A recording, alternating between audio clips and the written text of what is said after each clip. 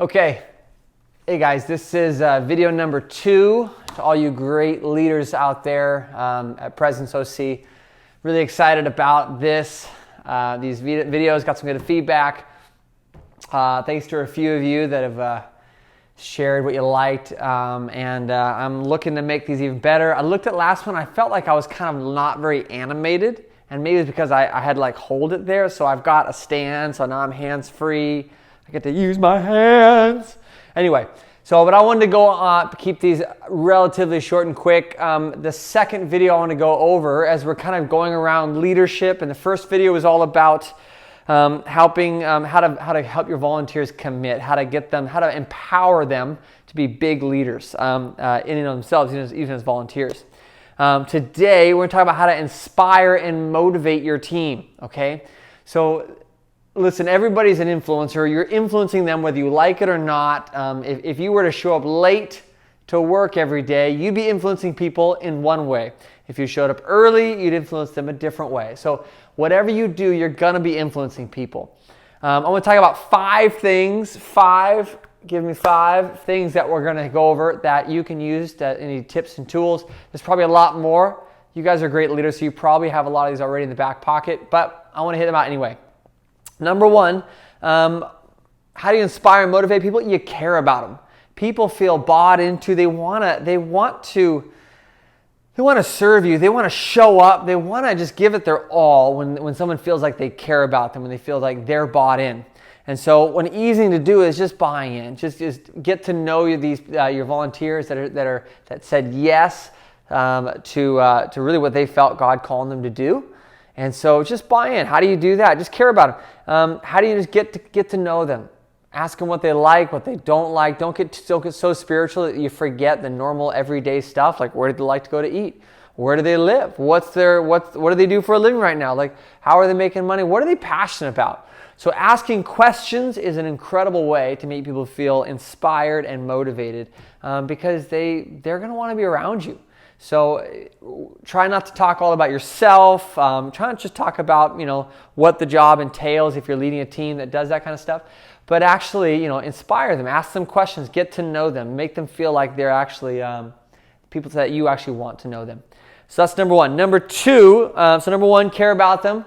Number 2, how do we inspire and motivate people? We inspire them by doing small things in a big way.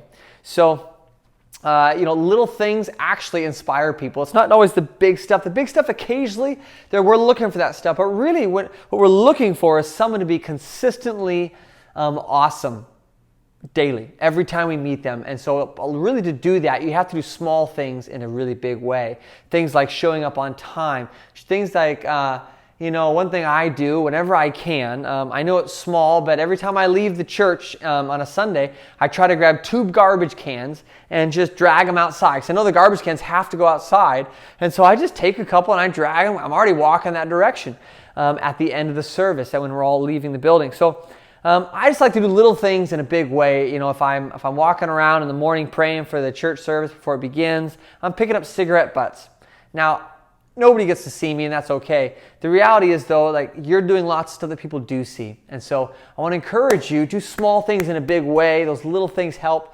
Asking, stepping up your game in little areas that, in your team would mean a lot to someone. So small things in a big way. Sometimes like showing up on time, getting your team started on time, letting people go, remembering birthdays, little things like that. Just small things done really excellently.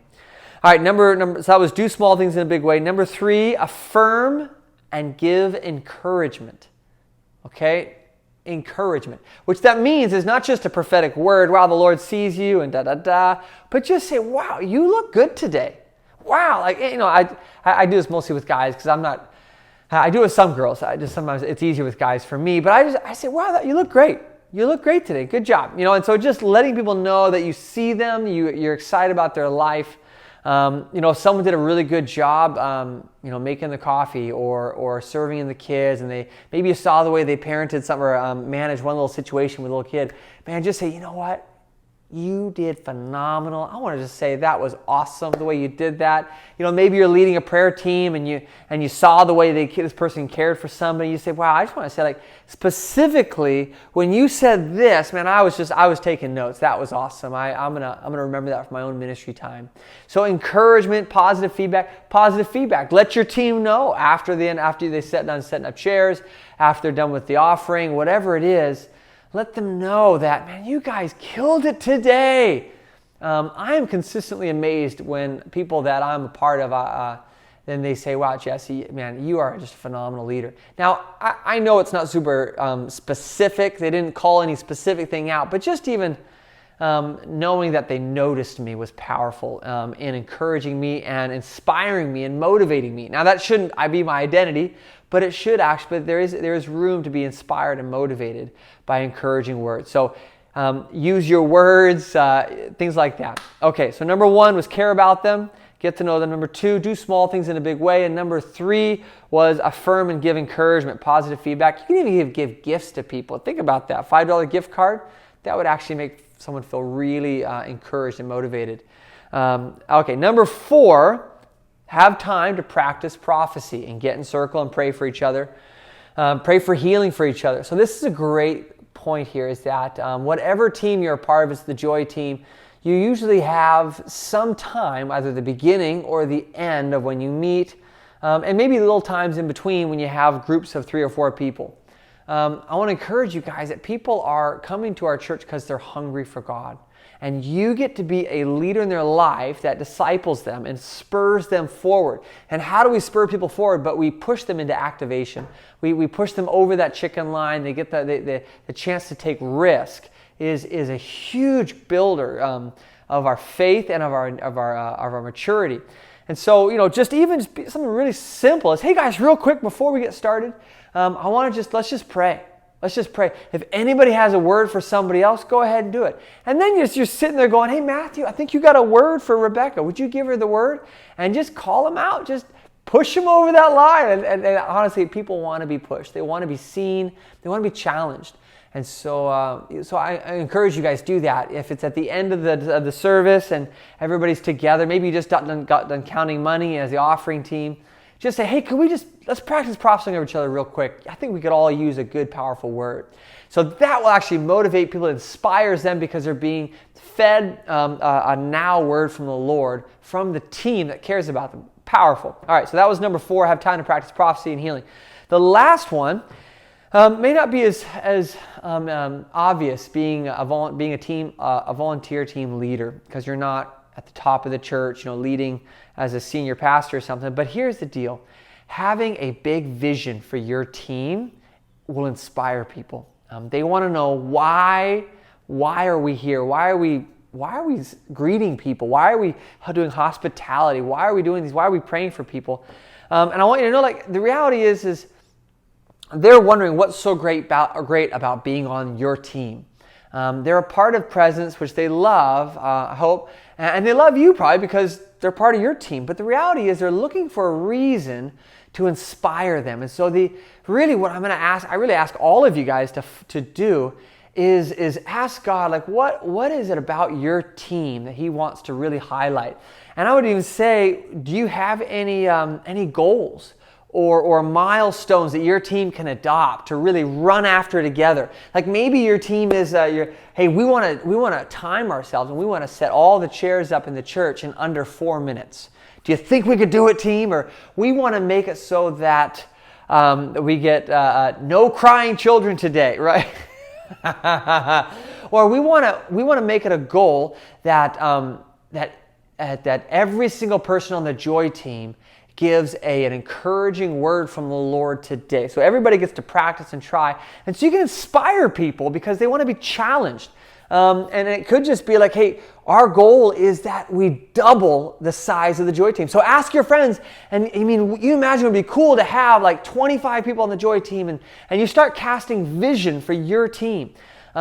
Things like that. So I don't know what all the different teams could be doing with that, but I just encourage you, what does it look like to set some fun milestones, some goals, some vision casting for your team, and then share it with them? Maybe over an email even. Maybe do a short video and email it to your whole team. You guys know how to do that now. So That's a really good one, and it's going to give them drive. It's going to make them feel like they're part of something bigger than just a volunteer team, because the reality is you guys are the reason that this church is going to thrive. You're the reason. You guys are the reason. You're the backbone. You're the foundation. You're the leaders that people are going to actually serve, and you're the ones that are going to see them intimately. So wrapping up, how to inspire and motivate your team, people in general. Number one, care about them, ask them how they're doing, get to know them a little bit, do small things in a big way, show up on time, help people do little jobs really in an excellent way of excellence that'll inspire people. Affirm and give encouraging words. Can't tell you that, do that enough. If it's not your personality, you're just gonna have to work on it. Number 4, have time to practice prophesying over each other and just praying over each other. That will make people feel seen and motivated. They're gonna feel like they're part of a family worth fighting for and fighting with. And the last one is having a powerful vision, have a big vision, you can do milestones, goals, anything like that. Those will be really powerful for your team. So any question like that, shoot me back in the comments or email me. You can text me, anything you guys want. I'm here for you guys. I'm excited about you guys' growth. I'm going to keep doing this. We got 2 more so far. I might have a third one. But anyway, we'll do another one next week. All right, love you guys. We'll talk. I'll see you guys soon, maybe at our next leaders meeting. Bye-bye.